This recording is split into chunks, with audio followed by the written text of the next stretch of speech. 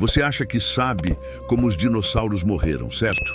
Uma bola de fogo gigante, uma explosão nuclear, fim imediato. A cultura pop vendeu essa imagem por décadas. Mas a verdade revelada por novos estudos geológicos é muito mais feia, lenta e cruel do que qualquer filme de Hollywood. O impacto do asteroide não foi o executor, foi apenas o juiz que leu a sentença. O verdadeiro assassino não foi o calor infernal que durou alguns minutos. Foi algo silencioso, sufocante e inevitável que veio depois. O apocalipse não foi um estrondo, foi um sussurro no escuro. Imagine o cenário.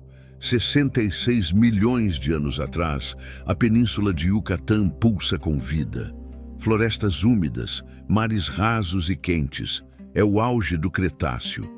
Tiranossauros e triceratops vivem sua rotina brutal sob um sol escaldante, sem saber que aquele seria o último dia da Era Dourada. De repente, o céu se rasga. Um objeto com 10 a 15 quilômetros de diâmetro atinge a Terra com a força de 100 milhões de bombas atômicas. Sim, tudo num raio de 1000 quilômetros foi vaporizado instantaneamente. Mas para o resto do planeta, o pesadelo estava apenas começando. Por anos, a ciência acreditou que o enxofre liberado pelo impacto causou um inverno nuclear de frio extremo. Mas estudos recentes de 2023, analisando sedimentos finos em Dakota do Norte, quebraram essa teoria. O enxofre não era denso o suficiente para matar tudo. A conta não fechava. O verdadeiro culpado foi identificado: poeira de silicato, rocha pulverizada em nível microscópico. O impacto lançou trilhões de toneladas de vidro moído e rocha na estratosfera. Ao contrário do enxofre que se dissipa, essa poeira fina criou um escudo físico impenetrável ao redor do globo. Não estamos falando de um dia nublado. Estamos falando de uma cortina de ferro atmosférica. Em poucas horas após o impacto, o céu azul tornou-se cinza, depois marrom e, finalmente, preto. O sol não apenas se pôs, ele foi apagado do céu.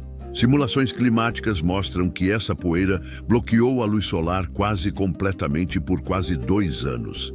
Imagine viver 700 dias numa noite perpétua, sem lua, sem estrelas, apenas uma escuridão densa, fria e carregada de partículas que cortavam os pulmões.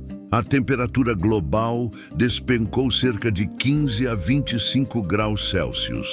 O mundo tropical congelou.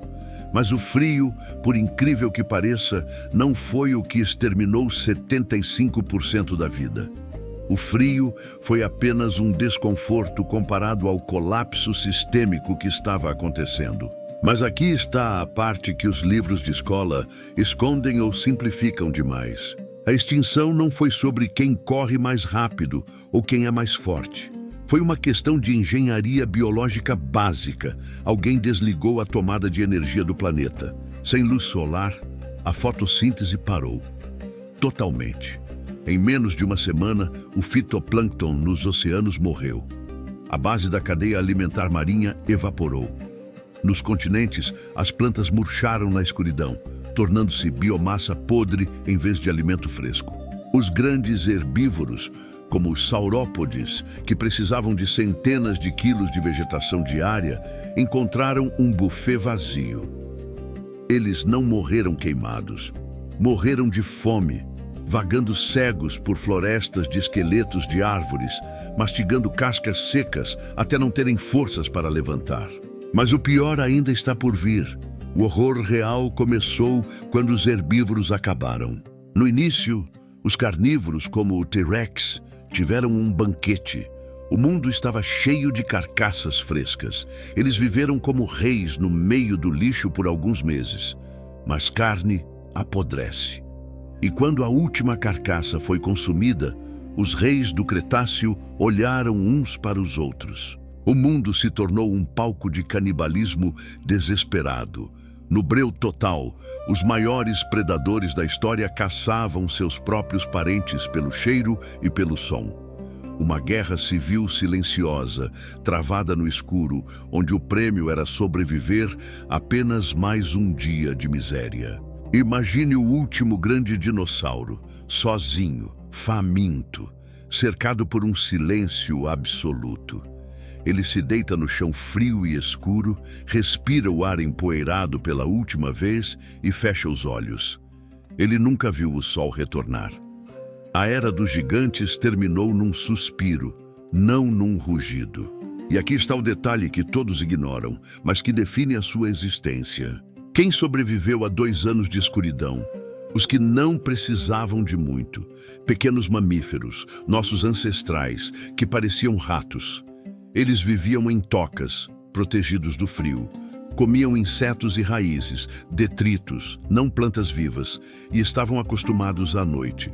Nós somos filhos da escuridão. Se o sol não tivesse desaparecido, os dinossauros ainda reinariam e nós não estaríamos aqui. A lição da natureza é brutal. A sobrevivência não pertence ao mais forte, mas ao que consegue aguentar mais tempo, segurando a respiração quando as luzes se apagam.